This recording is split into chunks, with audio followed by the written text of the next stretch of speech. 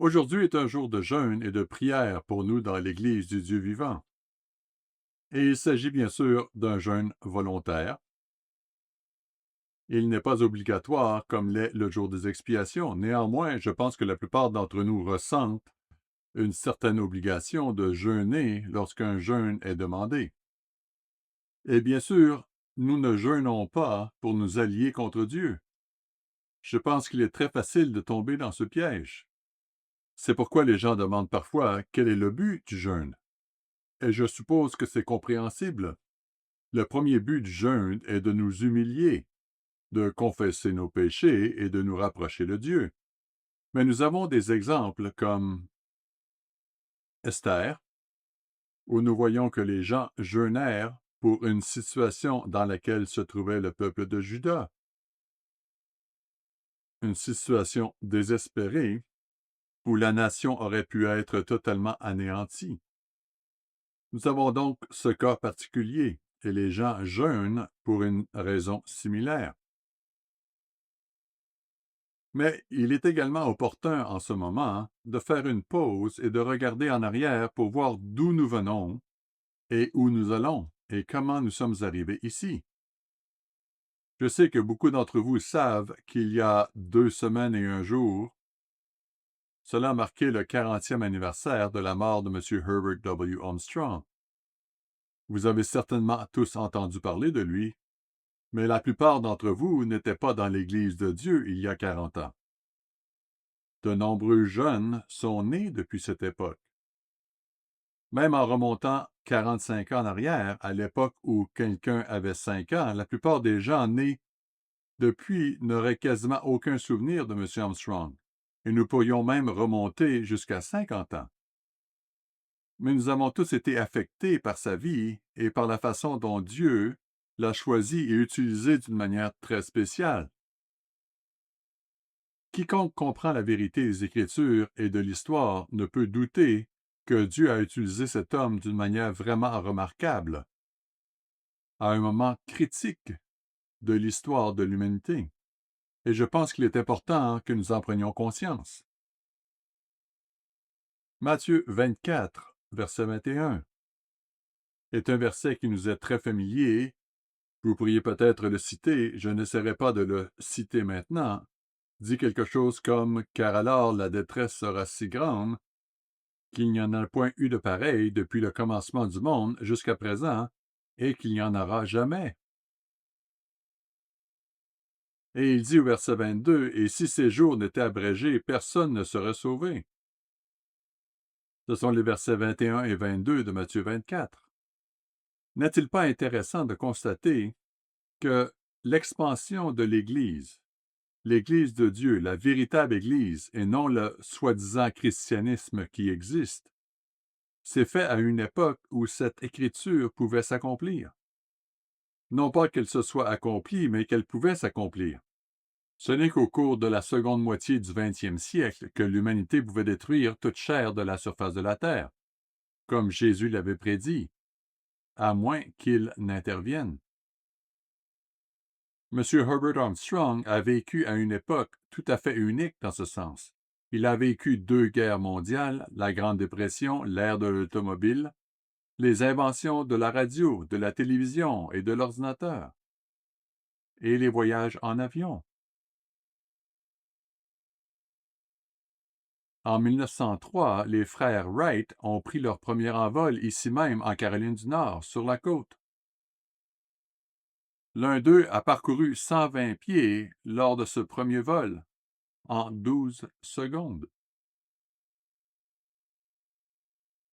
Tout cela est indiqué sur les monuments commémoratifs. Mais c'était en 1903, et pourtant M. Armstrong a vécu pour voir l'homme marcher sur la Lune. Je sais que certains pensent que cela ne s'est jamais produit. Je laisse ces personnes à elles-mêmes. On ne peut pas tromper autant de gens quand 1/3 de million de personnes ont été impliquées dans la production de l'équipement et de tout le reste. Et bien sûr, les Russes, pendant la guerre froide, ne l'ont jamais contesté.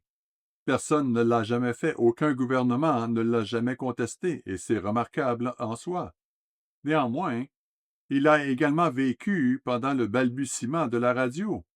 La première émission de radio date de 1906. Et pourtant, M. Armstrong a utilisé la radio d'une manière très spéciale, et l'œuvre s'est développée grâce à cela.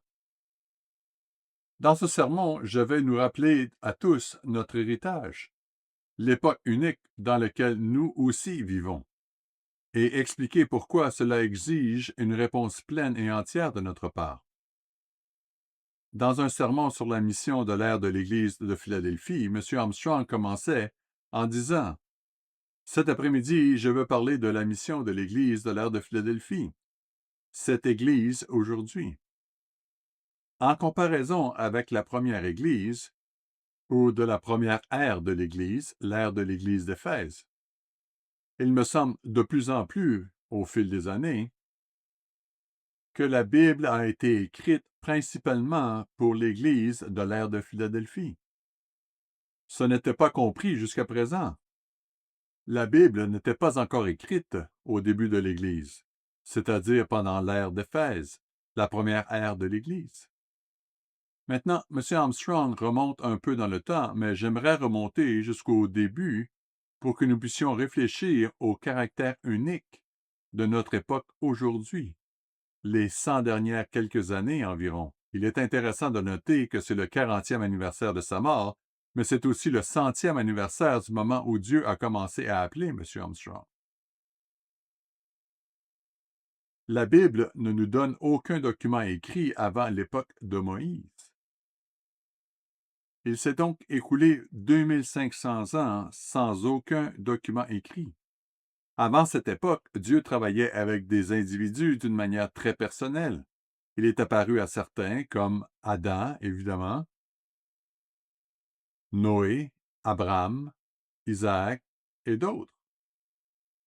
Il agissait par le biais de rêves et de visions avec Jacob et Joseph. Nous lisons cependant qu'il connaissait la loi. Si nous revenons à Genèse 26, nous voyons que, même s'il n'y avait pas d'écrit à cette époque, nous savons qu'il connaissait la loi. Plus que les commandements, parce que nous lisons ici à propos d'Isaac, verset 3, « Séjourne dans ce pays-ci », puis au verset 4, « Je multiplierai ta postérité comme les étoiles du ciel ». Il dit, « Je donnerai à ta postérité toutes ces contrées, et toutes les nations de la terre seront bénies en ta postérité. » Pourquoi? Verset 5, Genèse 26, verset 5, « Parce qu'Abraham a obéi à ma voix, et qu'il a observé mes ordres, mes commandements, mes statuts et mes lois. » Il y avait donc plus que les 10 commandements à la disposition d'Abraham ou d'Abraham et des autres personnes. Et nous avons un sermon que j'ai donné, les 10 commandements étaient-ils en vigueur avant Moïse?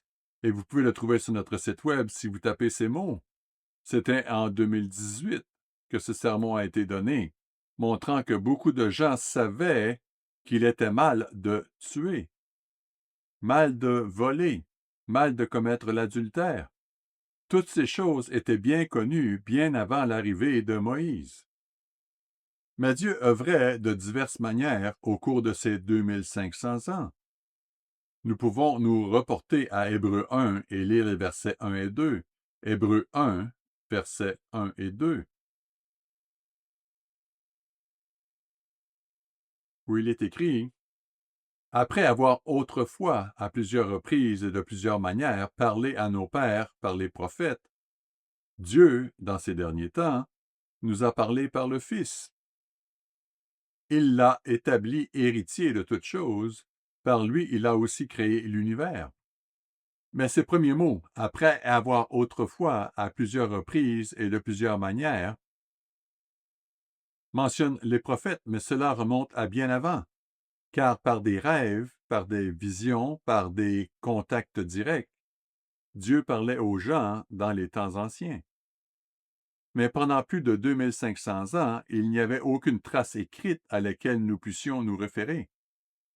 Au cours des 1500 années suivantes, de l'époque de Moïse à l'époque du Christ, nous constatons que Moïse et les prophètes ont laissé des traces écrite. Mais la Bible n'était pas complète. Ainsi, pendant 4000 ans, la Bible n'était pas complète, c'est-à-dire qu'elle ne transmettait pas l'intégralité du message. La compréhension du Messie à venir n'était pas complète. Les prophètes mineurs et les autres prophètes ont écrit pendant une période d'environ 1000 ans, depuis l'époque de Moïse, vers la fin des 1500 avant Jésus-Christ, jusqu'aux années 400 avant Jésus-Christ.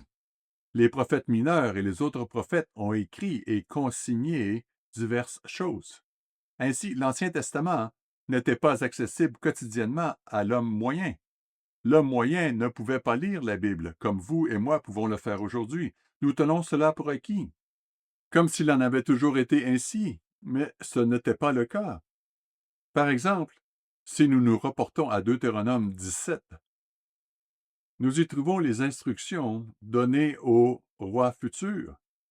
Nous lisons ici au verset 18, Deutéronome 17, verset 18, « Quand il, le roi, s'assiera sur le trône de son royaume, il écrira pour lui, dans un livre, une copie de cette loi, qu'il prendra auprès des sacrificateurs, les Lévites. » Ainsi, les sacrificateurs et les Lévites étaient en possession des livres de la loi, y compris le livre du Deutéronome.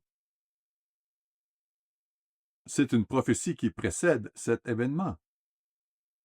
Nous constatons donc qu'il n'y avait pas d'exemplaire disponible pour qu'il puisse simplement aller le prendre sur une étagère. Il devait l'écrire. Et bien sûr, il y avait une raison pour laquelle il devait l'écrire.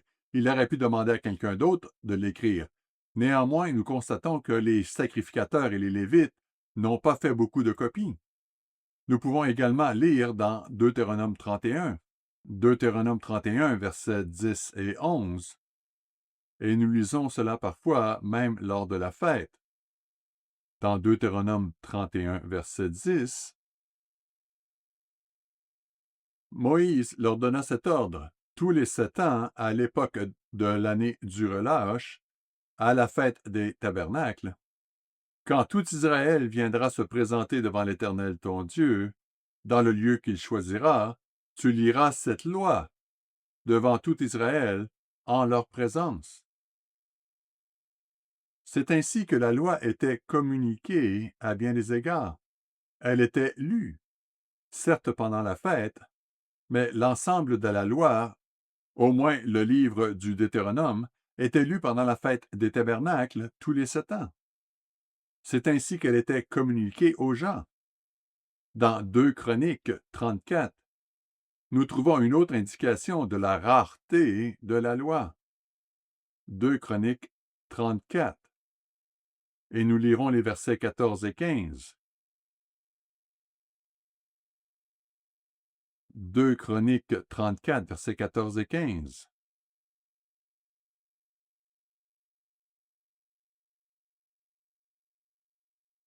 C'est l'époque de Josias, et il dit, au moment où l'on sortit l'argent qui avait été apporté dans la maison de l'Éternel, le sacrificateur Ilkija trouva le livre de la loi de l'Éternel donné par Moïse. Alors Ilkija prit la parole et dit à Shaphan, le secrétaire, « J'ai trouvé le livre de la loi dans la maison de l'Éternel. » Et Ilkija donna le livre à Shaphan. Il y a donc eu une époque où le livre de la loi avait été perdu ou mis de côté.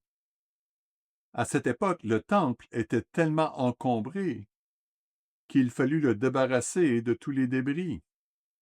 Et ce faisant, ils sont tombés sur la loi de Dieu. Si c'est le cas, la loi de Dieu n'était pas très bien enseignée à l'époque. Il est intéressant de constater à quel point la parole de Dieu était rare pendant les 4000 premières années.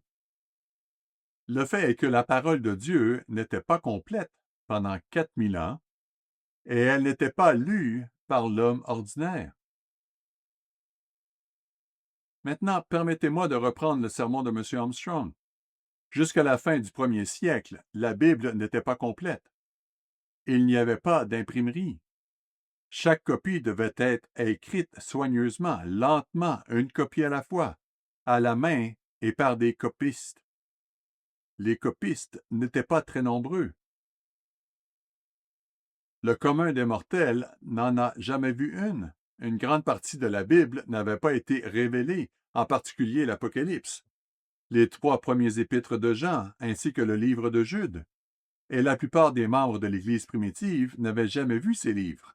Ils s'étaient éloignés de la vérité telle qu'il avait reçue des apôtres, et à l'époque où Jude écrivit, il exhortait les gens à combattre pour la foi qui a été transmise aux saints une fois pour toutes, parce qu'ils s'en éloignaient.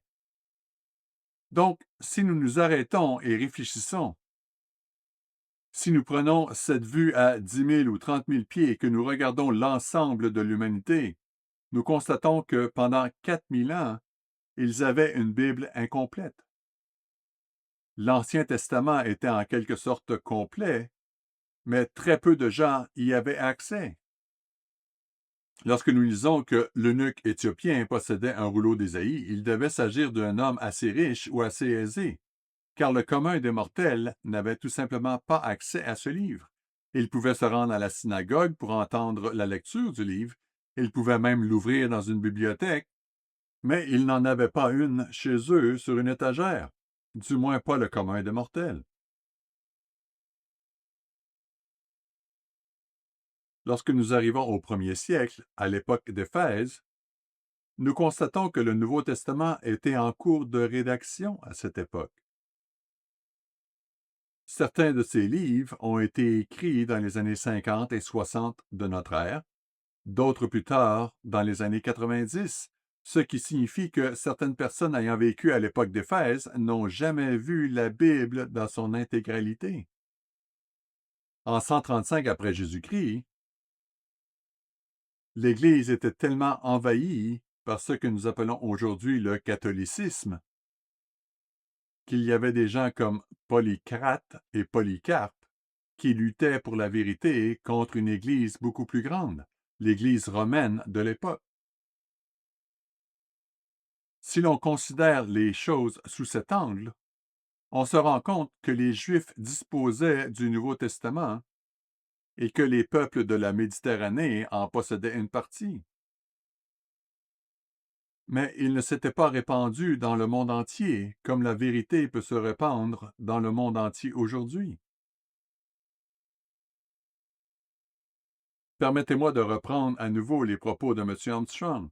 La plupart des prophéties de la Bible se réfèrent à notre époque actuelle et concernent notre époque, non celle du 1er siècle ou du Moyen Âge. Combien de fois la Bible dit-elle « en ce jour-là » ?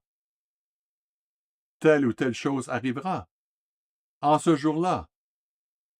En ce jour-là, encore, et en particulier dans les prophéties de l'Ancien Testament. Il s'agit de l'époque actuelle et de la période qui précède la seconde venue du Christ, la venue du Christ le Messie, et de ces événements et de ces jours qui précèdent la plus grande mission de l'Église, à savoir la mission qui nous a été dévolue. La mission actuelle de l'Église se trouve dans Matthieu 24, verset 14. Et je cite ici l'ancienne King James. Cette bonne nouvelle du royaume, et c'est la même bonne nouvelle que Jésus a prêchée, sera prêchée dans le monde entier pour servir de témoignage à toutes les nations, alors viendra la fin. C'est très profond, parce qu'il est facile de lire cela. Et le monde peut lire cela et dire, bien sûr, que cela est prêché dans le monde entier. Cela est le cas depuis 2000 ans. Mais pas l'évangile que Jésus a prêché, l'évangile du royaume de Dieu. Permettez-moi de lire un extrait d'Edward Gibbons. Vous avez tous entendu cette citation dans le passé, mais à la page 26, il fait cette déclaration. La doctrine du règne du Christ sur la terre. Ce n'est pas tout l'Évangile, je le comprends, mais c'est une partie de l'Évangile alors que le Christ régnerait sur cette terre. Commençant à être considérée comme une allégorie sérieuse, elle fut peu à peu considérée comme une idée incertaine et inutile, et fut enfin rejetée comme une invention absurde, hérétique et fanatique. Maintenant, quand M. Armstrong a souligné que l'Évangile n'avait pas été prêché depuis le 1er siècle, il savait de quoi il parlait. Et ce n'est qu'au siècle dernier que le véritable Évangile fut prêché de manière importante. Nous savons que la vérité a existé tout au long de l'histoire, tout au long des 2000 dernières années. Elle a toujours existé. Mais la plupart du temps, elle est restée en arrière-plan parce qu'ils ont été persécutés pendant 1260 ans, comme nous le lisons dans l'Apocalypse. Ils ont dû se cacher dans les montagnes, dans des grottes et dans d'autres endroits. Ainsi, la vérité que vous et moi comprenons aujourd'hui, que nous tenons pour acquise, n'était pas toujours disponible. Et elle n'était certainement pas accessible à la majorité de l'humanité. Elle s'est répandue dans certaines parties du monde. Nous ne savons pas avec certitude dans quelle mesure elle s'est répandue. Nous connaissons les Vaudois, nous connaissons d'autres personnes qui avaient au moins une partie de la vérité. Mais lorsque M. Armstrong est entré en scène, c'est pendant la 5e ère de l'Église, l'ère de l'Église de Sardes. Et l'ère de Sardes était vraiment en désordre à bien des égards. Il se divisait en différents groupes. Il y avait Salem en Virginie occidentale. Il y avait un quartier général là-bas. Il y en avait un à Stanbury dans le Missouri. Il y avait la conférence de l'Oregon. Il y avait toutes ces différentes scissions qui se produisaient. Et ils n'avaient pas la vérité que nous comprenons aujourd'hui. Je me souviens d'avoir traversé Stanbury, Missouri, et d'avoir vu où se trouvait leur siège central, et d'avoir rencontré quelques ministres, pas là, mais dans la région de Kansas City. Je pense qu'une fois à Saint Joe, nous avons rencontré l'un de ces ministres. Et ils n'ont pas la compréhension, ils ne comprennent pas ce que nous comprenons. Ils ne comprenaient pas la seconde résurrection. Il y avait beaucoup d'autres choses qui manquaient. Et certains d'entre eux avaient une approche charismatique du type parler en langue.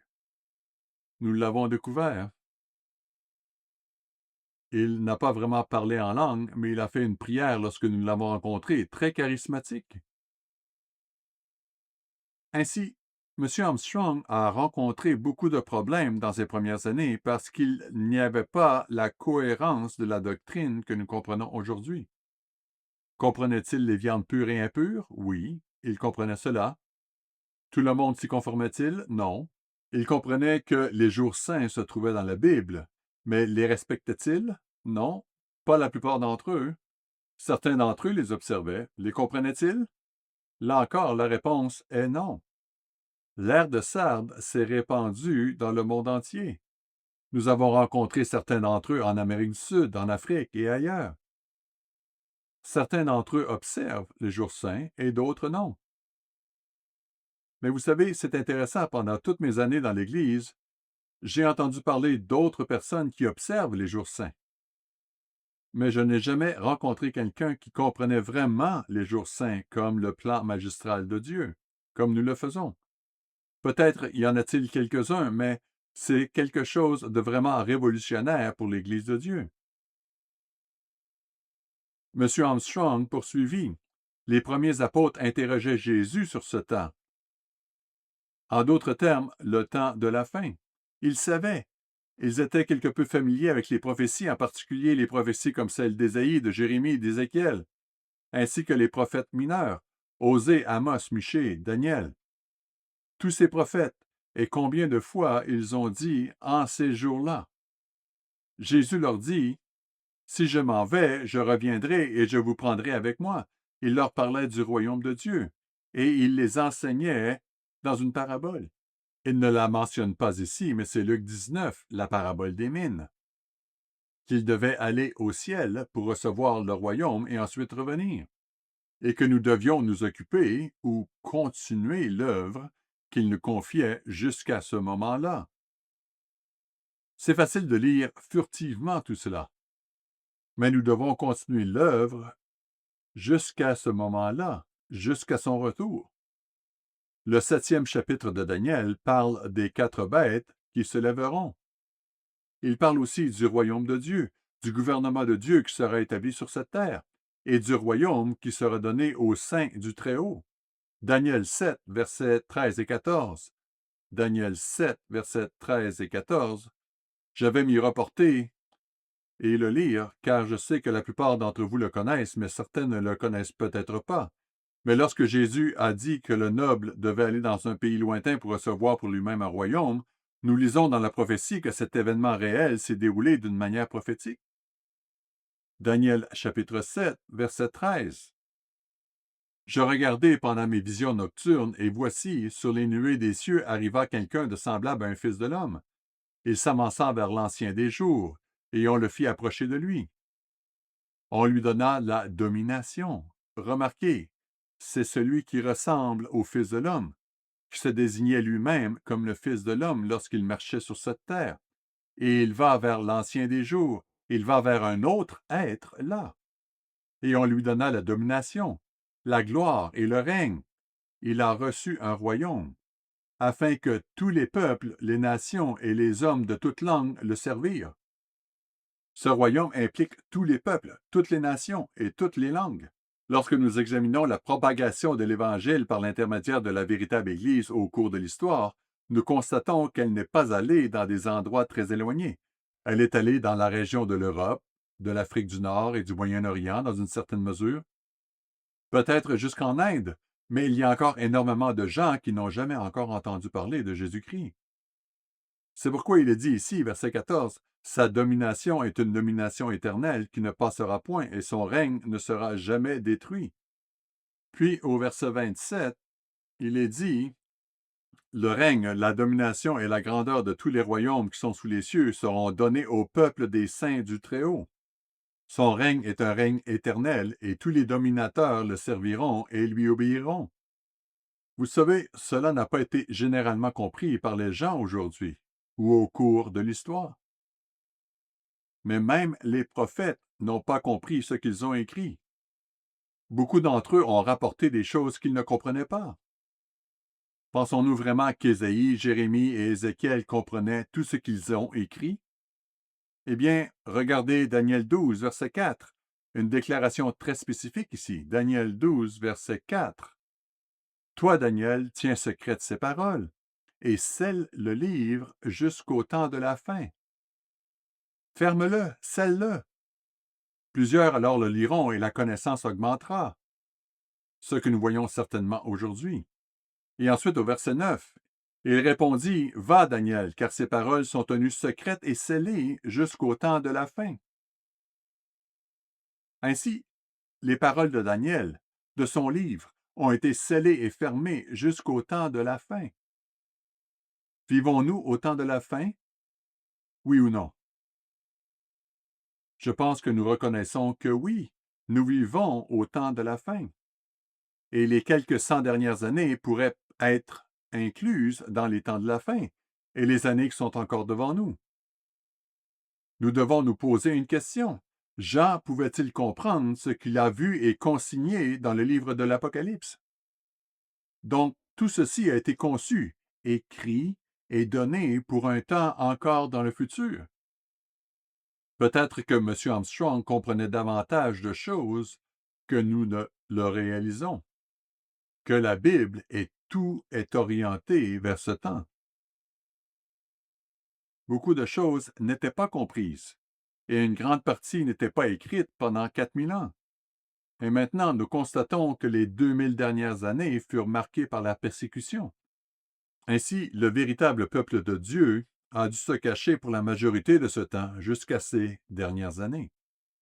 L'œuvre que M. Armstrong accomplissait, que Dieu accomplissait à travers lui, a commencé par des débuts très modestes, avec très peu de personnes. Après avoir été ordonné, il a eu l'opportunité d'aller sur une station de radio. Quelqu'un lui dit qu'il cherchait des prédicateurs pour participer à une émission de radio à 6 heures le matin pendant 15 minutes, ce qu'il fit pendant un certain temps. Puis les gens ont commencé à écrire à la station et le directeur de la station a dit « Écoutez, pour 2,50 $, nous vous donnerons une émission d'une demi-heure tous les dimanches. » Quelle était la taille de cette station? Nous avons tous entendu M. Armstrong dire une station radio de 100 watts. Savez-vous ce qui m'a frappé l'autre jour? Avez-vous déjà vu une ampoule de 100 watts? C'est de cela qu'il s'agit. Lorsqu'on y pense, quand on dit une station de radio de 100 watts, on parle d'une station de radio qui a la puissance d'une ampoule électrique. Bien sûr, il peut y avoir des détails techniques qui permettent d'aller bien au-delà de ce que peut faire une ampoule, mais n'est-ce pas intéressant? C'est ainsi que l'œuvre a commencé à petite échelle, et M. Armstrong le savait, il en a parlé. Mais c'est très différent d'une station de radio de 50 000 watts, et je crois qu'il y en a quelques-unes dans le monde de 100 000 watts. Mais les stations de 50 000 watts étaient les plus grandes permises.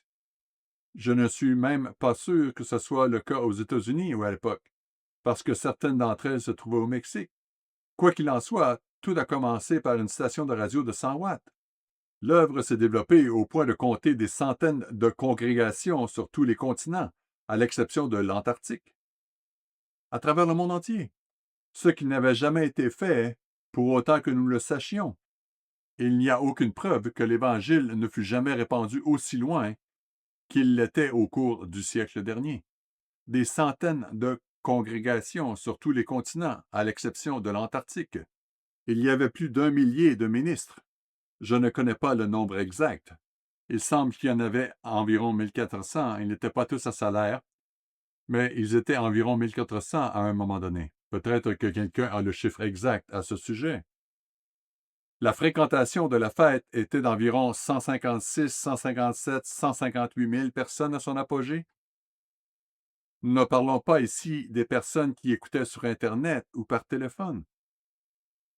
Nous parlons de personnes qui étaient assises dans l'auditoire. C'est dire l'ampleur qu'avait prise l'Église. Il y avait 3 campus, des campus collégiaux de l'ambassadeur collège, de beaux campus, bien entretenus. Ils n'étaient pas petits. Ils étaient petits par rapport aux grands, mais ils ne se limitaient pas à un seul bâtiment. Cela a commencé comme ça, mais cela ne s'est pas terminé comme cela. La revue La Pure Vérité était publiée 12 fois par année. 8,4 millions de revues par mois à l'apogée de l'Église. M. Armstrong faisait des apparitions personnelles auxquelles assistaient littéralement des milliers de personnes. Je pense qu'aux Philippines, à Manille, il y avait environ 4500 personnes. Ces personnes n'étaient pas nécessairement toutes intéressées. Vous allez dans ces autres pays et ils vous trouveront un auditoire. Le dirigeant Ferdinand Marcos, président à l'époque, remplissait l'auditoire, même s'il devait les payer. Néanmoins, M. Armstrong parlait de la vérité à 4500 personnes aux Philippines. Il y avait d'autres grands auditoires dans d'autres endroits. À la radio, l'émission Tomorrow's World, ou plutôt The World Tomorrow, couvrait les États-Unis et le Canada. Pour ceux d'entre vous qui n'étaient pas là à cette époque, vous ne pouviez pas traverser le pays sans entendre la voix de M. Herbert Armstrong ou de son fils, et généralement à plusieurs reprises. Peu importe l'endroit du pays, que ce soit aux États-Unis ou au Canada, n'importe où, à n'importe quelle heure du soir. Quand je dis n'importe où, je suppose qu'il y avait probablement des zones blanches où il n'y avait pas de signal, mais pour l'essentiel, vous pouviez conduire n'importe où et entendre ces voix qui étaient claires comme de l'eau de roche. Leurs voix se démarquaient tout simplement. L'une des choses intéressantes qui font partie de l'héritage de l'Église est que quelqu'un pouvait acheter un Envoy. L'Envoy était l'album de fin d'année des campus de l'ambassadeur collège. Vous pouvez voir qu'il est assez grand, assez lourd. Voici l'Envoy de 1966. C'était la première année où ma femme et moi étions au collège, en 65-66. Et vous y verrez quelques jeunes gens familiers si vous les cherchez. Mais c'était une belle publication, avec des photos en couleur et tout le reste. C'était une très belle production. Et d'une manière ou d'une autre, cela a attiré l'attention du roi Léopold III de Belgique. Il s'agissait de quelqu'un en Allemagne qui était associé au photographe de l'Église, qui connaissait le roi et qui lui a montré l'ouvrage. Lorsqu'il a vu l'Envoy de 1966, sa réaction a été la suivante: « Je veux rencontrer l'homme qui est derrière tout cela. » C'est ainsi qu'une visite de M. Armstrong avec le roi Léopold de Belgique a été organisée. Je me souviens que j'étais au collège à l'époque.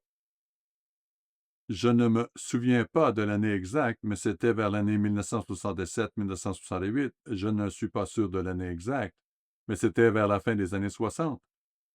Je me souviens que M. Armstrong est revenu et il en a parlé. Et je ne sais pas si c'était cette visite ou une autre qui était organisée et où il avait expliqué à l'avance les restrictions alimentaires et il y avait ce gros rôti de porc. Si je mentionne cela, c'est parce que certains ont mal expliqué ce qui s'est passé à ce moment-là. Je me souviens très clairement, parce que j'étais dans l'auditoire lorsque M. Armstrong l'a expliqué. C'était dans le gymnase où nous avions les assemblées de sabbat, et c'était dans ce gymnase, mais il s'agissait peut-être d'un forum qu'il avait organisé. Mais il fut horrifié lorsqu'il a vu cela, il ne savait pas quoi faire. Il en a coupé un petit morceau, qu'il a mis dans sa bouche, puis il était pour prendre sa serviette, l'enlever et se remplir les poches de porc. Mais il s'est rendu compte que c'était de l'agneau. Cela ressemblait à du porc, mais c'était de l'agneau, et il s'en est rendu compte en le portant dans la bouche. Il n'allait donc pas le manger, mais comment faire en présence d'un roi? Certains pourraient le critiquer pour cela, mais c'est ce qui s'est passé. C'est l'histoire qui s'est déroulée. Certains ont dit qu'il avait mangé du porc, et ce n'était pas le cas du tout. Mais il a pris soin de les informer à l'avance de ses restrictions alimentaires.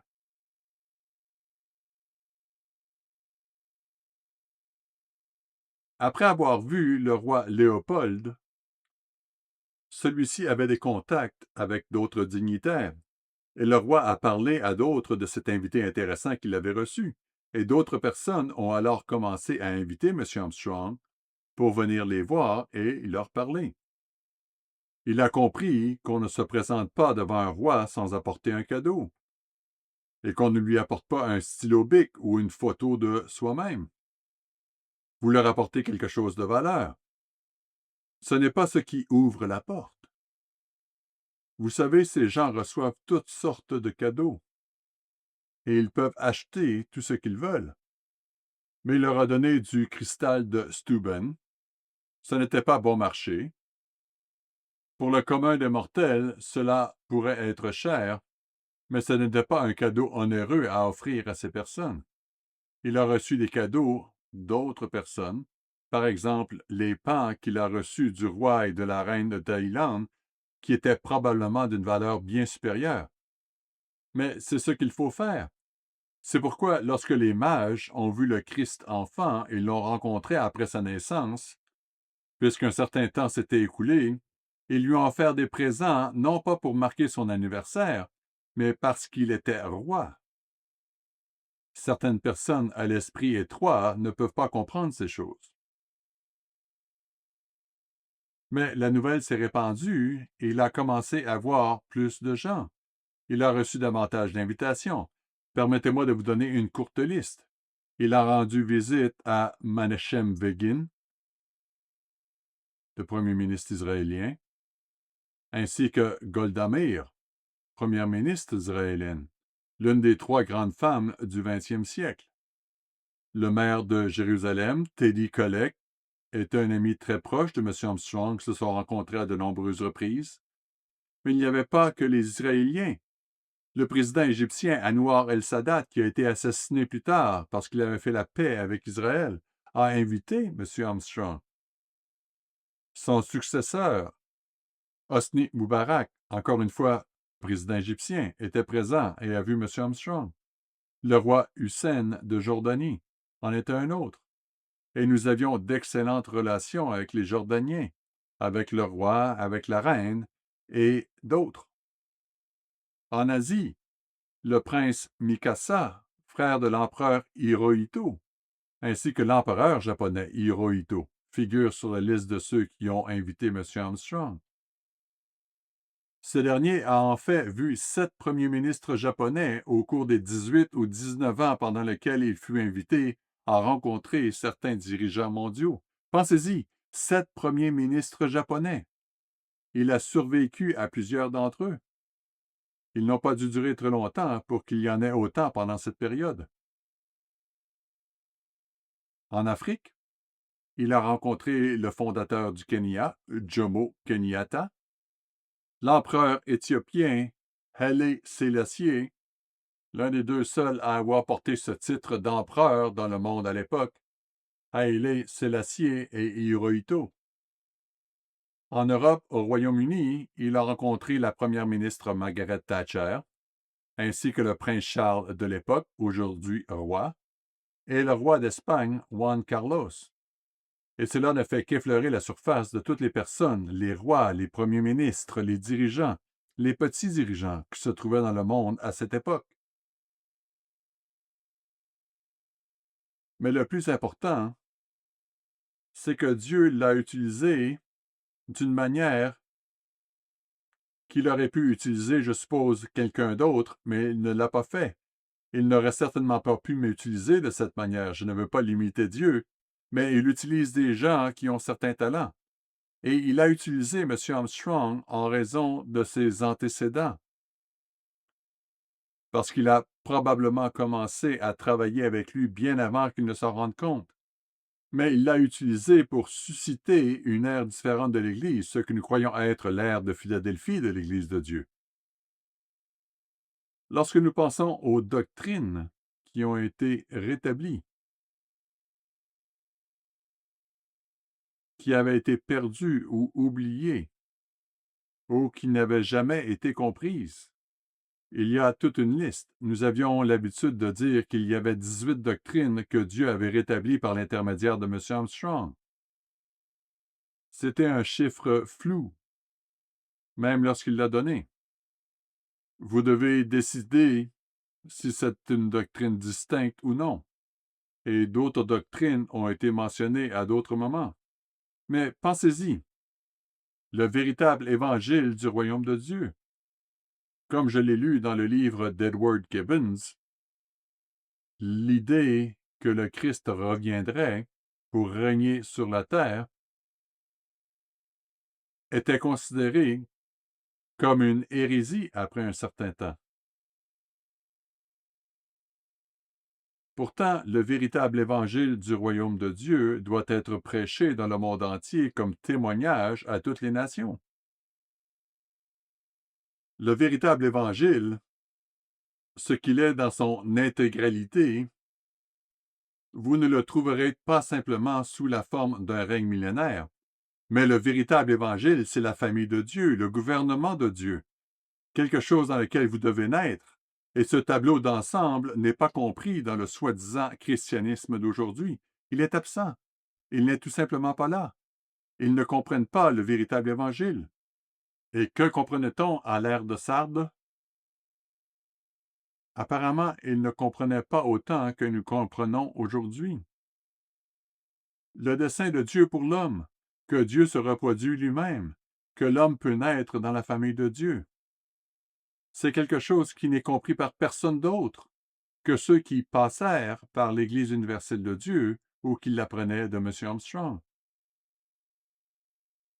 Cela n'existait tout simplement pas. Il n'a pas appris cela à l'époque de Sardes. Ils ne l'ont pas compris. Lorsqu'il a commencé à comprendre, il en a parlé à des hommes comme le docteur Meredith, le docteur Hay, Raymond Cole et d'autres qui étaient là. Et il a dit, mes amis, je commence à voir quelque chose, mais cela semble presque hérétique, et je ne veux pas enseigner l'hérésie. Voulez-vous étudier ce sujet, s'il vous plaît? Ils ont d'abord pensé que c'était assez extravagant jusqu'à ce qu'ils l'étudient. Mais vous savez, lorsque nous regardons les Écritures de Romains 8 et de Hébreux 2, c'est assez évident. Ou même 2 Corinthiens 6, versets 18 à 20, où il est question de fils et de filles. Il y a tellement de preuves de ce que nous deviendrons. Nous ne serons pas des anges qui s'envolent avec des ailes quelque part. Le monde ne comprend pas cela. Et l'ère de Sardes ne l'a pas compris non plus. Nous ne savons pas s'ils l'ont compris à l'époque éphésienne ou à d'autres époques. Mais même les apôtres et les autres personnes qui ont écrit le Nouveau Testament, ils ont écrit ces choses, mais les comprenaient-ils? Peut-être que Paul l'a compris. Il est très probable qu'il le comprenait. Mais est-ce que tout le monde l'a compris? Et combien de temps s'est-il écoulé avant que cela ne se perde avec l'apostasie qui a eu lieu vers la fin du 1er siècle et au début du 2e siècle? Le magistral plan de Dieu donné par les jours saints. Nous tenons cela pour acquis. Nous pouvons le prouver. Nous pouvons montrer ce que signifie la Pâque. Nous savons ce que signifient les jours de pain sans levain. Mais combien de personnes le savent? L'ère de Sardes ne le savait pas. Il ne le comprenait pas. Il connaissait les jours saints. Mais les comprenait-il? Il est intéressant de noter que lorsque l'apostasie s'est installée au cours des dernières années, dans les années 1990, nous avions des gens à Kansas City qui ne voulaient pas observer les jours saints, qui ne croyaient pas que nous devions garder les jours saints.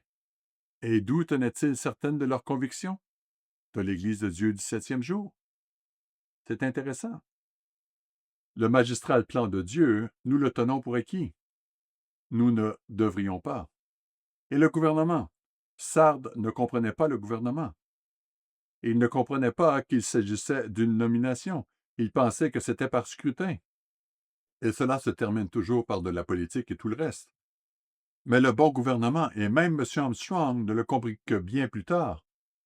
Connaissez-vous la plus longue lettre que M. Armstrong ait jamais écrite?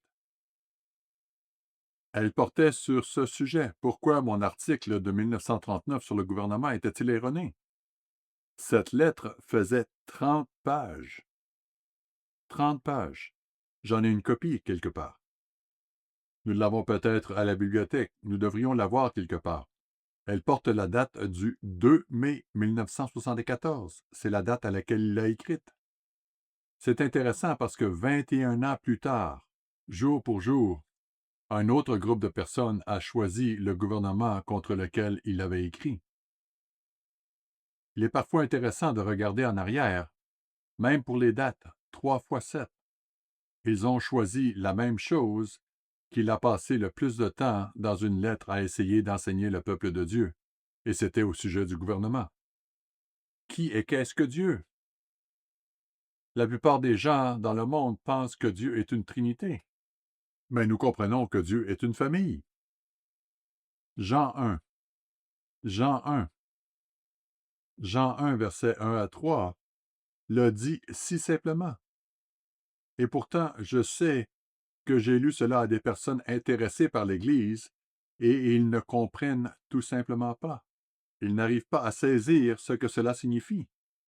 Mais si vous pouvez le comprendre, il est évident que Dieu travaille avec vous. Jean 1, verset 1, au commencement était la parole, ou le porte-parole, le logos. Et la parole était avec Dieu, et la parole était Dieu. Elle était au commencement avec Dieu. Il nous dit ensuite que toutes choses ont été faites par elle, et rien de ce qui a été fait n'a été fait sans elle. Nous pourrions dire qu'il s'agit là d'une autre doctrine qui n'est pas bien comprise. Qui est le Dieu de l'Ancien Testament? Les érudits le comprennent. Ils le comprennent, mais c'est juste qu'ils n'aiment pas beaucoup le prêcher, parce que cela sape leur idée que la loi est abolie. Mais qu'est-ce que l'homme et pourquoi existe-t-il? M. Armstrong a dit dans le sermon auquel j'ai fait référence, « Pourquoi sommes-nous sur Terre? » L'Église de Sardes ne le savait pas. Il ne le savait pas non plus au Moyen Âge. L'homme fut créé à partir de la poussière du sol. L'homme fut créé avec un esprit, et il a besoin d'un autre esprit, l'Esprit de Dieu, qui l'unit à Dieu, et qui est l'imprégnation de la vie de Dieu en lui, et il naîtra de Dieu. Cela n'est pas toujours compris. Dans 1 Jean 3, 1 Jean 3, au verset 9, 1 Jean 3, verset 9, où il est dit « Quiconque est né », et ce mot peut être né ou engendré, il devrait être engendré dans ce cas-ci, de Dieu ne pratique pas de péché. Il s'agit de la pratique, mais certains ne seraient peut-être pas d'accord avec cela. Mais d'une manière ou d'une autre, ce que je veux dire ici, c'est que quiconque est né de Dieu ne pêche pas, car sa semence, sa, c'est-à-dire la semence de Dieu, et le mot pour semence ici est sperma, demeure en lui et il ne peut pécher, parce qu'il est né ou a été engendré de Dieu. Si nous regardons Romains 8,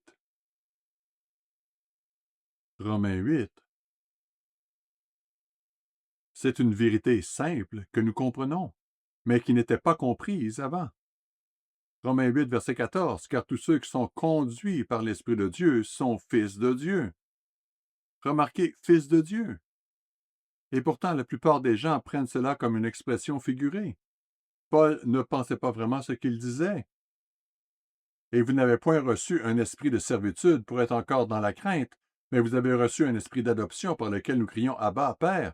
L'Esprit de Dieu, lui-même rend témoignage à notre esprit, c'est-à-dire qu'il s'unit à nous comme un spermatozoïde à un ovule. L'Esprit lui-même rend témoignage à notre esprit que nous sommes enfants de Dieu. Or, si nous sommes enfants, nous sommes aussi héritiers, héritiers de Dieu et co-héritiers de Christ, si toutefois nous souffrons avec lui afin d'être glorifiés avec lui. Comme c'est étonnant, comme c'est simple. Et pourtant, peu de gens semblent capables de le comprendre. Nous sommes engendrés maintenant. Nous ne sommes pas encore nés.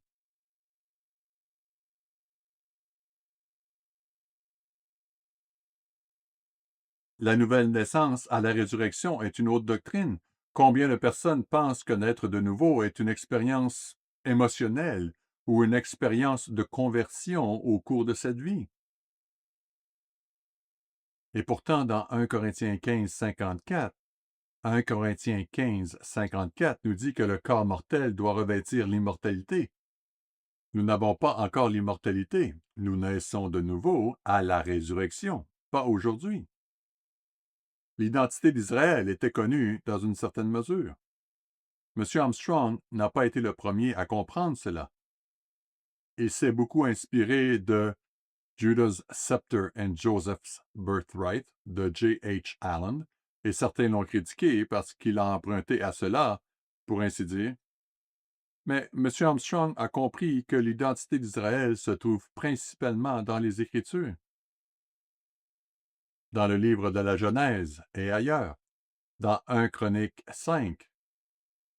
1 Chronique 5.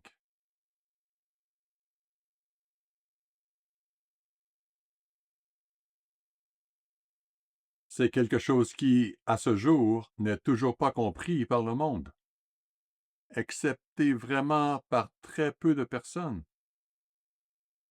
Et la plupart d'entre elles sont issues de l'œuvre que Dieu accomplissait par l'intermédiaire de M. Armstrong. 1 Chronique 5, verset 1. 1 Chronique 5, verset 1. Il dit, fils de Ruben, premier-né d'Israël, car il était le premier-né. Mais parce qu'il souilla la couche de son père, son droit d'aînesse fut donné au fils de Joseph. Le droit d'aînesse fut donné au fils de Joseph, fils d'Israël. Toutefois, Joseph ne dut pas être enregistré dans les généalogies comme premier-né. Judas fut, à la vérité, puissant parmi ses frères, et de lui est issu un prince. Il s'agit d'une prophétie. Depuis cette époque qui disait qu'en réalité le Messie viendrait de Juda, et aussi toute une lignée de rois, comme nous le voyons dans les Écritures à ce sujet. Mais il devait venir de Juda, même si le droit d'aînesse appartenait à Joseph.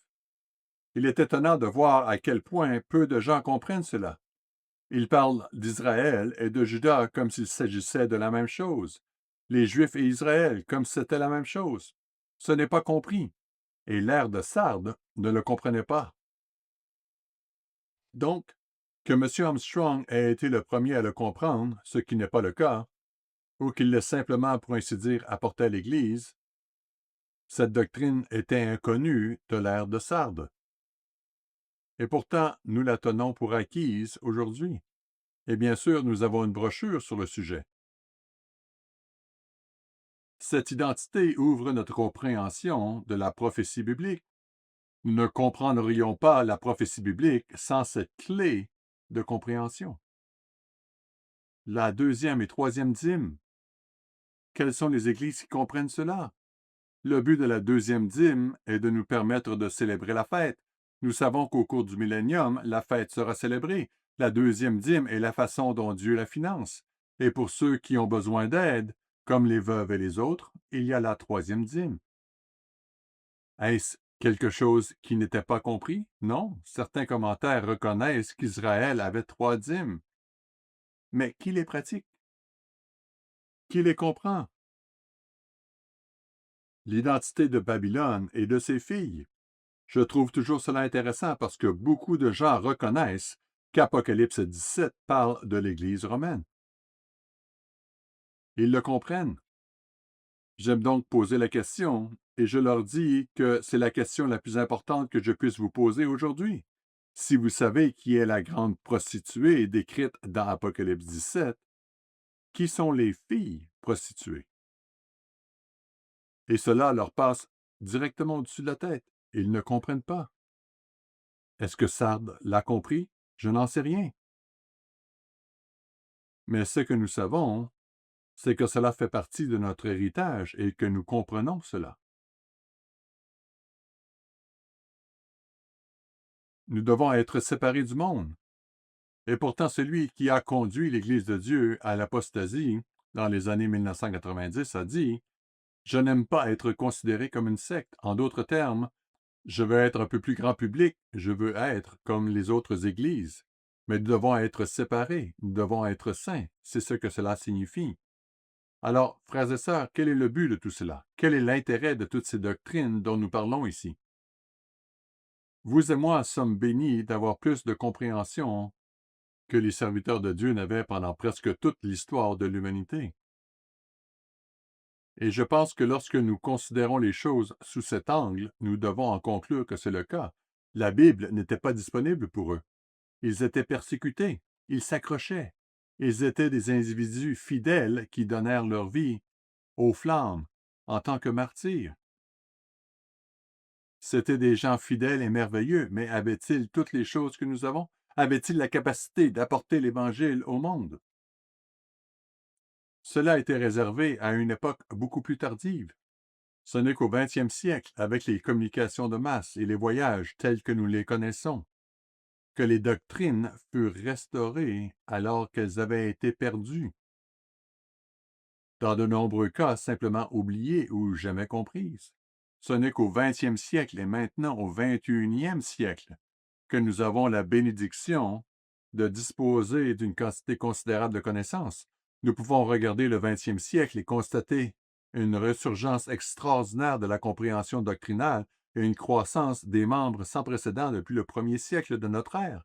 L'œuvre que Dieu accomplissait par l'intermédiaire de M. Armstrong était vraiment remarquable. Et nous sommes le fruit de cette œuvre. C'est notre héritage. Nous tenons pour acquises tant de ces doctrines.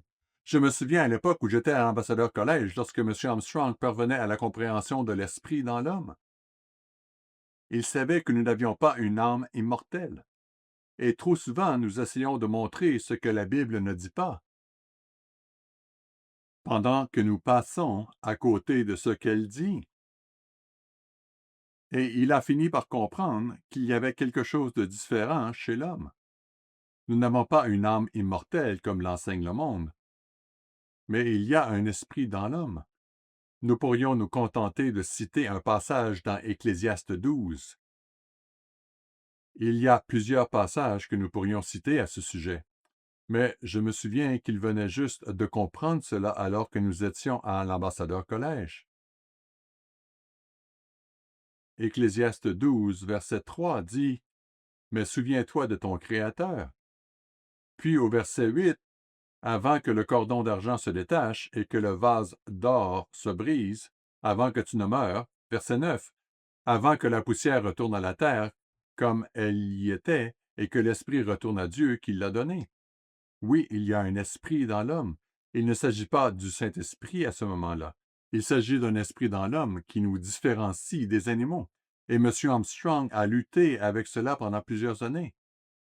Il ne comprenait pas complètement, mais il en parlait. Et il en parlait, et il ajoutait un peu plus et un peu plus, jusqu'à ce que nous regardions à 1 Corinthiens 2, où il est question de l'Esprit de Dieu, tout comme l'Esprit de l'homme. L'Esprit dans l'homme donne à l'homme une compréhension que les animaux n'ont pas. De même, l'Esprit de Dieu nous donne une connaissance spirituelle. Nous regardons ces Écritures et elles font parfaitement du sens aujourd'hui. Nous les considérons comme allant de soi, mais il n'en a pas toujours été ainsi. Mais nous sommes le fruit de l'œuvre que Dieu accomplissait par l'intermédiaire de M. Armstrong. Maintenant, avec cette compréhension, nous pouvons réagir de 3 façons. Nous pouvons négliger notre appel et le rejeter. C'est ce qui s'est passé après la mort de M. Armstrong. Cela n'a pas pris longtemps. Vous lisez les Écritures de l'Ancien Testament et vous voyez comment Israël est retourné à l'idolâtrie et tout ce qui s'ensuit. Et vous vous dites, comment ces gens peuvent-ils être aussi stupides? C'était moins de 10 ans après la mort de M. Armstrong, et l'Église était déjà plongée dans l'apostasie. Rejetant ces doctrines que nous venons de voir, et retournant à la croyance d'aller au ciel et de brûler en enfer. L'idée d'une âme immortelle. Observer le dimanche au lieu du sabbat. Observer les fêtes de ce monde, Noël, Ishtar, comme j'aime l'appeler, ou Halloween, ou tous ces jours, rejetant toutes les connaissances que vous et moi prenons pour acquises aujourd'hui.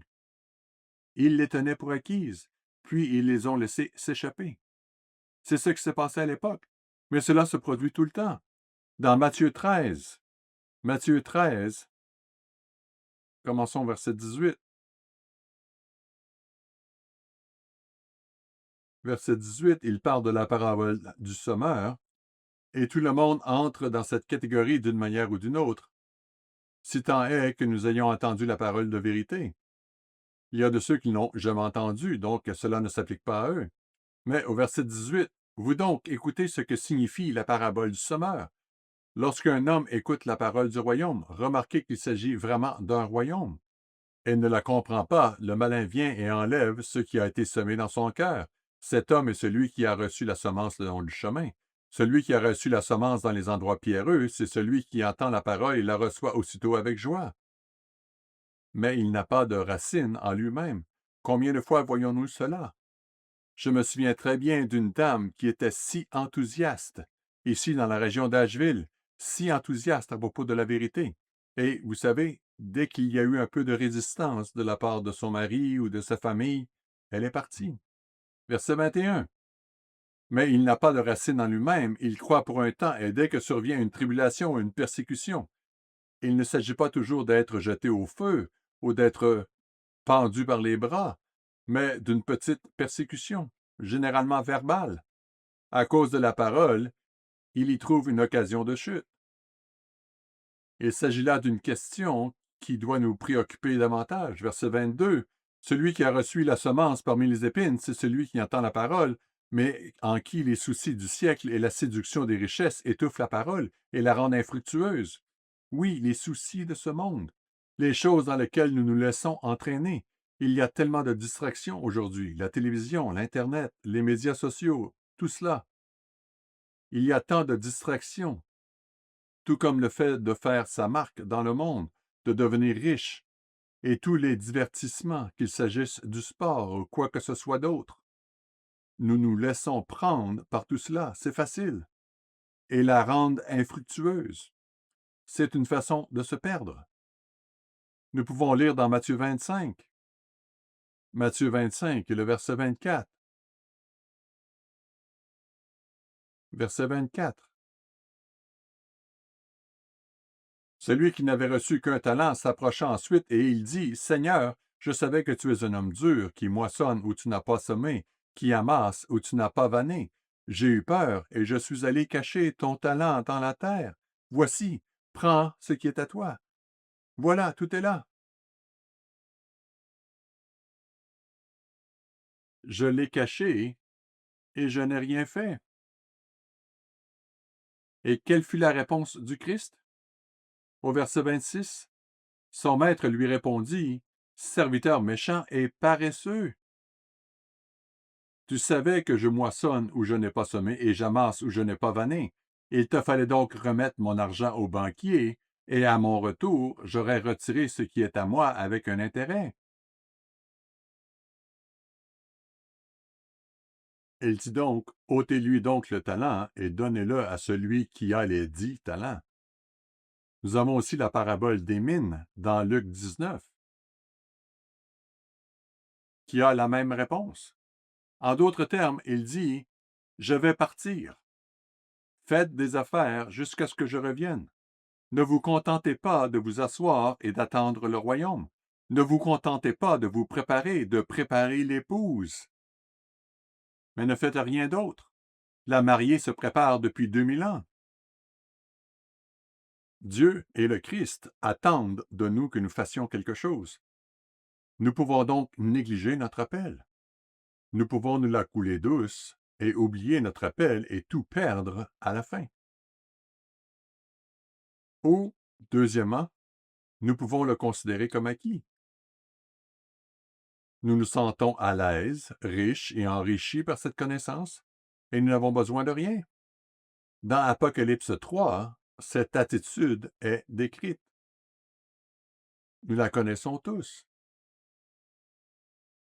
Apocalypse 3. Je sais que nous la connaissons. Je ne veux pas vous ennuyer avec cela. Je pense qu'il est important que nous l'examinions dans le contexte de la grande vue d'ensemble de ce qui se passe et de ce que Dieu fait à la fin de cet âge. Voici ce que nous lisons dans Apocalypse 3, verset 15 à propos des Laodicéens. Il dit, « Je connais tes œuvres. Je sais que tu n'es ni froid ni bouillant. Puisses-tu être froid ou bouillant? Ainsi, parce que tu es tiède et que tu n'es ni froid ni bouillant, je te vomirai de ma bouche. Parce que tu dis, je suis riche, je me suis enrichi et je n'ai besoin de rien. Et parce que tu ne sais pas que tu es malheureux, misérable, pauvre, aveugle et nu. » C'est intéressant car l'expression je suis riche peut avoir différentes applications. Il peut s'agir d'être riche au sens physique du terme, ou nous pourrions dire regardez toute cette connaissance que nous avons en main. Regardez toute cette vérité et regardez comment nous sommes justes et comme le monde est mauvais. Nous pouvons adopter cette approche. Ce n'est pas la bonne approche, mais nous pourrions penser oh, j'ai tout. Nous avons tout ce qu'il nous faut. Nous connaissons la vérité, nous observons les jours saints, nous respectons le sabbat, nous sommes assis ici. Nous sommes tous justes. Mais nous verrons qu'ils ne sont pas justes. Mais encore une fois, rétrospectivement, nous croyons que Dieu utilisa M. Armstrong pour susciter l'ère de Philadelphie de l'Église. L'Église avec laquelle il est entré en contact se trouve dans Apocalypse 3, verset 1. Voici ce avec quoi M. Armstrong est entré en contact. Apocalypse 3, verset 1, écrit à l'ange de l'Église de Sardes. Voici ce que dit celui qui a les 7 esprits de Dieu et les 7 étoiles. Je connais tes œuvres. Je sais que tu passes pour être vivant. Il s'appelait Église de Dieu. L'Église de Dieu du 7e jour. Mais il dit, et tu es mort. Sois vigilant et affermis le reste. Ils avaient donc des vérités qui restaient. Sois vigilant et affermis le reste, qui est près de mourir. Car je n'ai pas trouvé tes œuvres parfaites devant mon Dieu. Rappelle-toi donc comment tu as reçu et entendu la parole. Garde-la et repens-toi. Si tu ne veilles pas, je viendrai comme un voleur, et tu ne sauras pas à quelle heure je viendrai te surprendre. Mais il dit au verset 4, « Cependant tu as à Sardes quelques hommes qui n'ont pas souillé leurs vêtements. Ils marcheront avec moi en vêtements blancs, parce qu'ils en sont dignes. » Lorsque M. Armstrong est arrivé parmi eux, certains observaient le sabbat, les lois sur les viandes pures et impures. Ils n'observaient pas tous les jours saints, mais ils observaient la Pâque. Ils faisaient certaines choses, mais ils perdaient ces vérités. Et beaucoup de ces gens seront probablement dans le royaume de Dieu. Mais au fil du temps, ils ont perdu de plus en plus ces vérités dans cette Église. C'est pourquoi il a dit qu'il y a peu de gens. Il y en a peu. Nous ne devons pas les mépriser, nous devons être reconnaissants qu'ils se soient accrochés à la vérité aussi longtemps qu'ils l'ont fait, parce que l'Église de Dieu n'est jamais morte. Et il dit au verset 4, « Cependant, tu as à Sardes quelques hommes qui n'ont pas souillé leurs vêtements. » Et ensuite, il parle de vaincre. Puis nous arrivons au verset 7, l'ère de Philadelphie, et il dit, verset 7, « Voici ce que dit le Saint, le véritable, celui qui a la clé de David, celui qui ouvre et personne ne fermera, celui qui ferme et personne n'ouvrira. » Il est facile de passer sous silence toutes ces choses, mais remarquez, celui qui est saint, ou séparé, et pur, celui qui est véritable. Nous faisons souvent référence à la vérité. M. Armstrong a créé une revue, la Plain Truth, la pure vérité, parce qu'il prêchait simplement la vérité spirituelle, mais la vérité.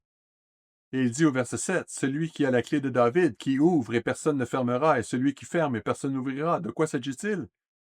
Eh bien, certains pensent qu'il s'agit de la connaissance de l'identité d'Israël. Mais reportons-nous à Ésaïe 22, verset 22. Ésaïe 22, verset 22, et vous verrez que la citation est presque exactement la même qu'ici. Il y est question du gouvernement. Le gouvernement, la responsabilité d'ouvrir et de fermer les voûtes et tout le reste, fut donnée d'une personne à une autre. Je te donnerai la clé de David. Eh bien, remarquons simplement ceci dans Ésaïe 22. Reportons-nous à Ésaïe 22, verset 22. Il prend la clé de Shebna et la donne à Éliakim.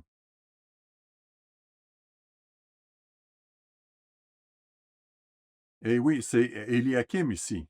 Et ici, au verset 22, il est dit, Ésaïe 22, 22, « Je mettrai sur son épaule la clé de la maison de David. » Ils avaient souvent une grande clé, peut-être symbolique, mais possiblement qu'ils avaient des clés plus grandes à l'époque, et ils les mettaient sur l'épaule. « Je mettrai sur son épaule la clé de la maison de David. Quand il ouvrira, nul ne fermera. Quand il fermera, nul n'ouvrira. » Alors la clé de la maison de David, c'est du gouvernement dont il est question ici. L'ère de Philadelphie comprend-elle le bon gouvernement? Il dit dans Apocalypse 3, verset 8, « Je connais tes œuvres. Voici parce que tu as peu de puissance, que tu as gardé ma parole et que tu n'as pas renié mon nom. J'ai mis devant toi une porte ouverte que personne ne peut fermer. Voici, je te donne quelques-uns de ceux de la synagogue de Satan qui se disent juifs, ou chrétiens pourrions-nous dire aujourd'hui, et ils ne le sont pas, mais qui mentent. Voici, je les ferai venir se prosterner à tes pieds et reconnaître que je t'ai aimé. »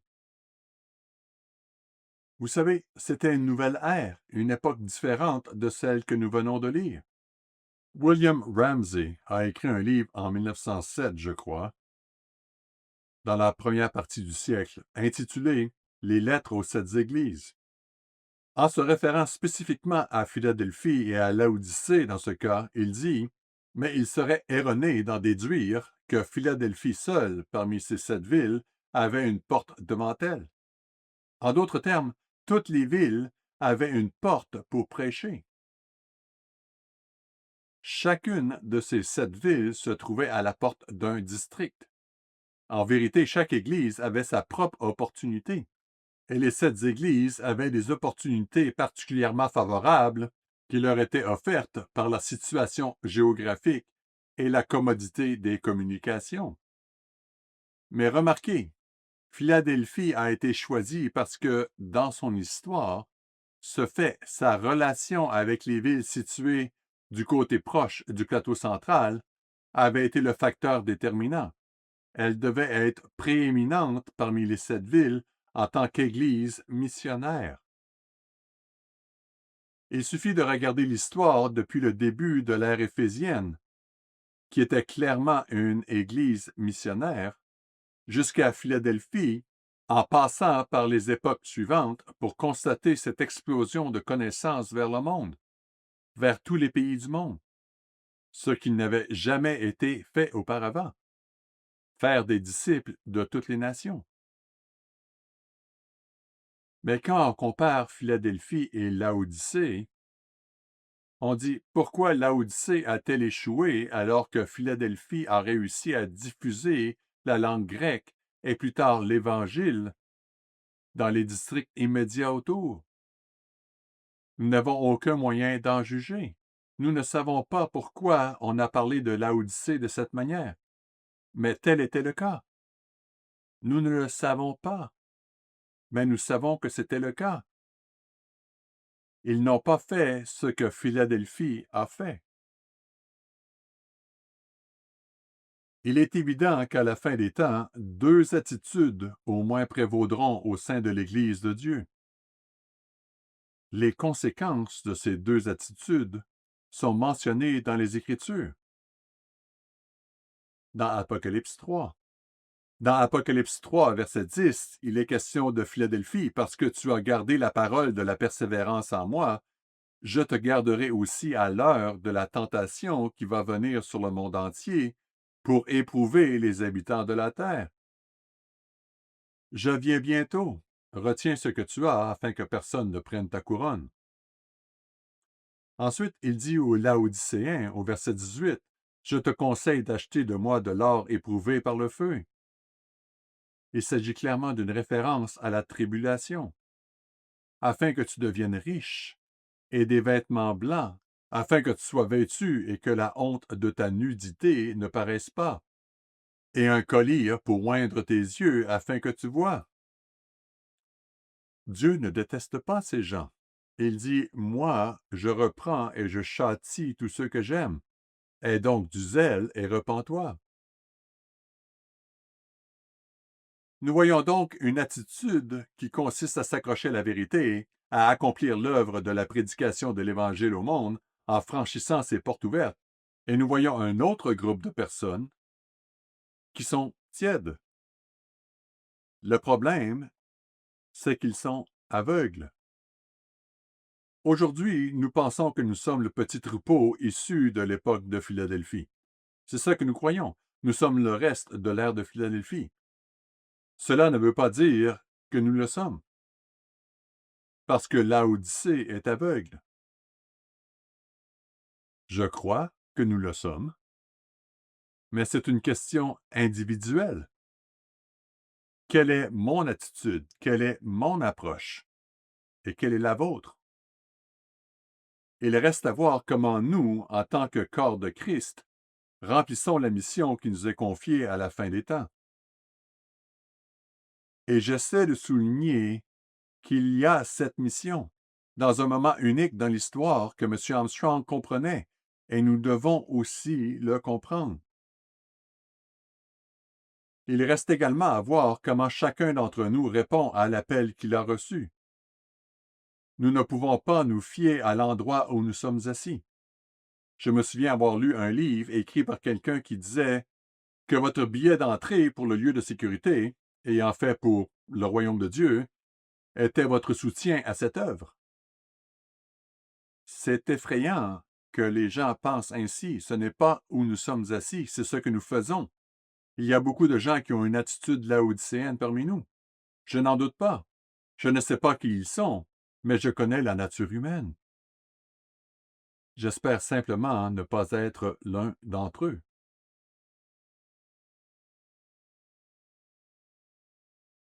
Nous devons comprendre notre appel. Nous avons beaucoup de problèmes dans le monde aujourd'hui. Nous parlions du jeûne pour plusieurs raisons.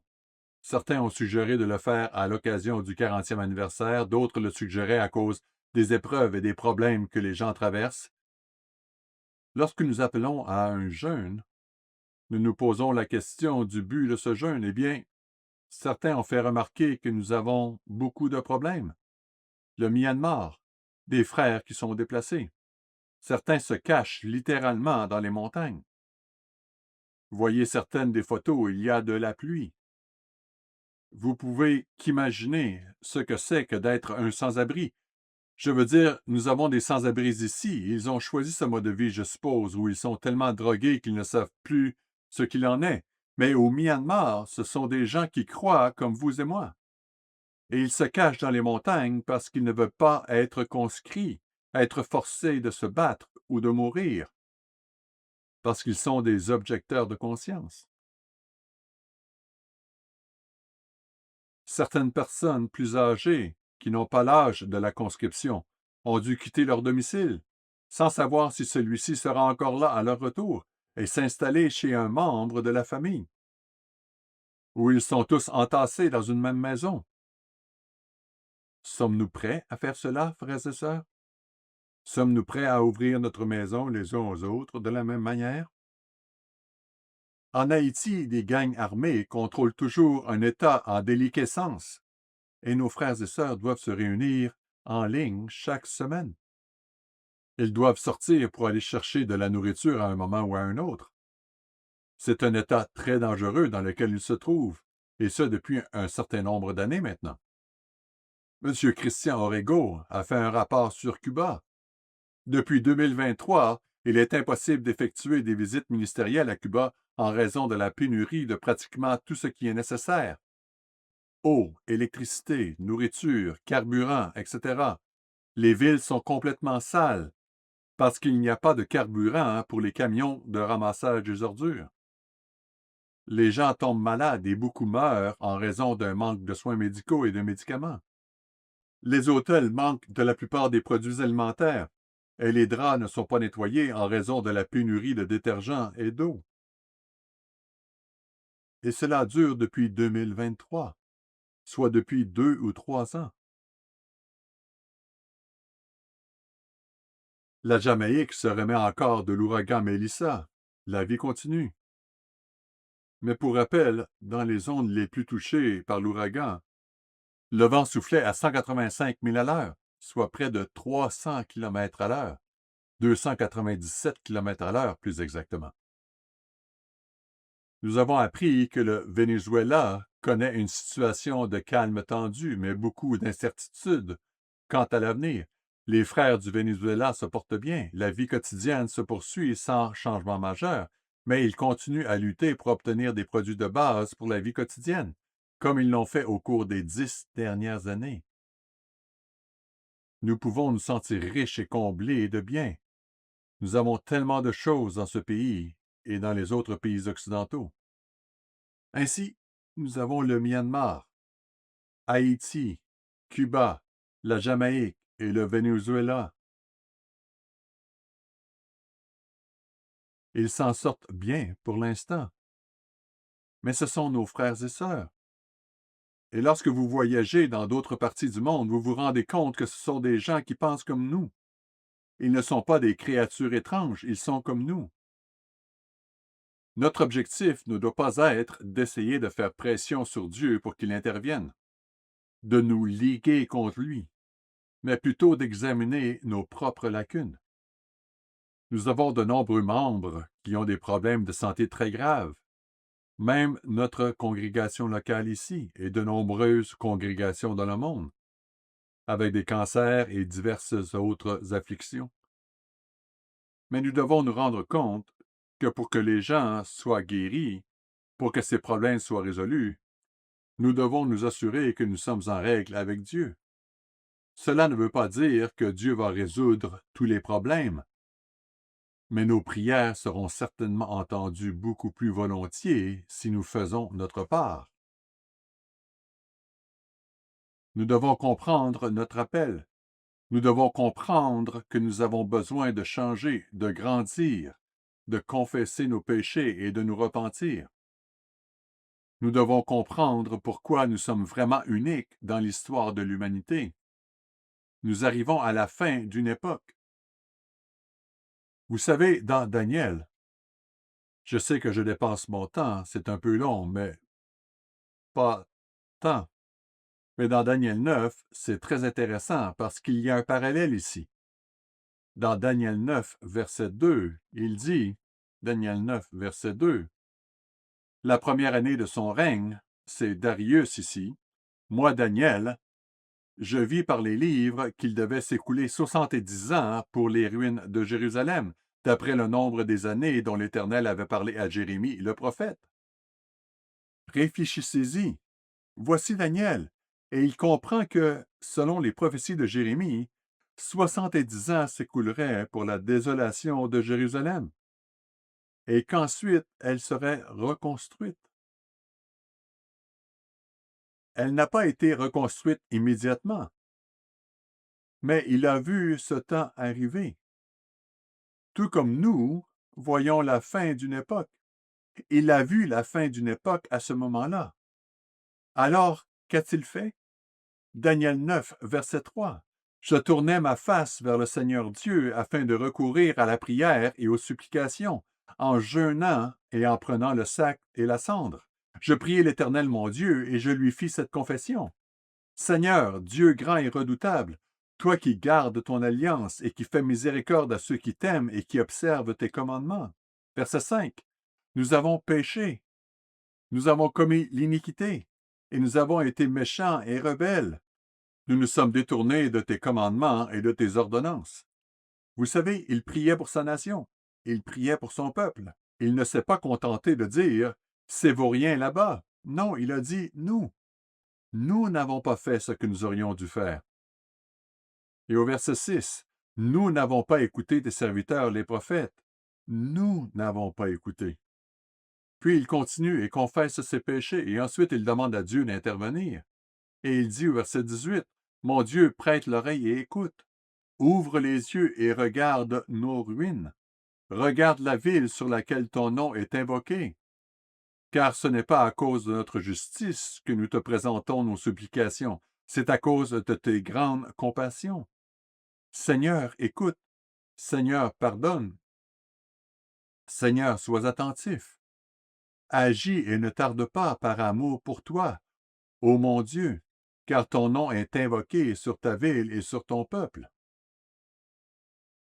Voyons-nous la fin des temps approcher? Voyons-nous, comme l'a fait M. Armstrong, qu'il s'agit d'une période unique dans l'histoire et que nous avons une responsabilité? Voyons-nous que Dieu nous a donné sa vérité, bien plus que la plupart des serviteurs de Dieu à travers les âges. Il nous a donné toute cette vérité, mais nous avons la responsabilité d'en faire quelque chose. Noé fut appelé à construire une arche. Abraham fut appelé à quitter sa ville natale, où il vivait, pour aller dans un autre endroit dont il ne savait pas ce qu'il deviendrait. Moïse fut appelé à retourner en Égypte et faire sortir son peuple d'Égypte, ce qu'il ne voulait pas faire. Les prophètes furent appelés à avertir les peuples, et ils payèrent un lourd tribut pour cela. Jonas ne voulait pas aller à Ninive. Dieu vit à ce qu'il se rende à Ninive. Et nous sommes appelés à accomplir Matthieu 24, 14 et Ézéchiel 33 pour avertir le peuple israélite et le monde de ce qui est à venir. Oui, frères et sœurs, nous devons implorer Dieu d'intervenir pour nos frères et sœurs qui traversent déjà de grandes épreuves. Mais ce faisant, concentrons-nous avant tout à nous humilier et à confesser nos péchés, et à nous efforcer pour nous rapprocher de Dieu. Souvenons-nous, 40 ans plus tard, du caractère unique de notre appel, et c'est pourquoi Dieu nous a appelés, vous et moi. Nous vivons à la fin des temps. Et comme pour d'autres, Dieu a une œuvre spécifique à nous confier en ce moment. De temps en temps, nous devons prendre un peu de recul et regarder la situation dans son ensemble. Et c'est ce que j'ai essayé de faire aujourd'hui, de vous donner cette vue d'ensemble, de reconnaître que nous vivons une période intéressante. 40 est un nombre d'épreuves et de tests. L'Église a-t-elle été mise à l'épreuve après la mort de M. Armstrong? Oui, elle l'a été. Noé avait 500 ans et 600 ans lorsque le déluge est arrivé.